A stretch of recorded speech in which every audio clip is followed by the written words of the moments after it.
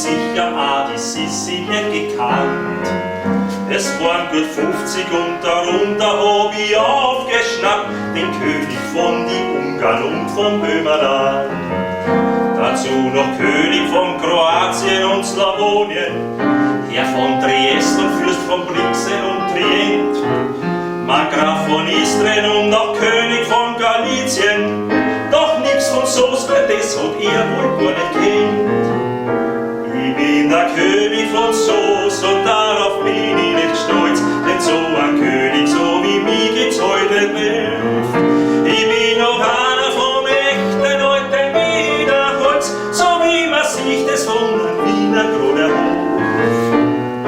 Ich hab zwar nicht so viele Kronen wie der Kaiser auf, doch trag ich alle Kronen mit Respekt.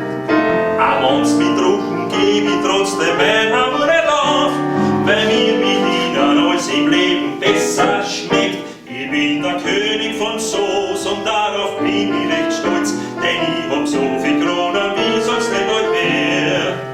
Ich bin noch einer von dem echten alten Wiener Holz, sowas wie mich gibt's da in 100 Jahren nicht mehr.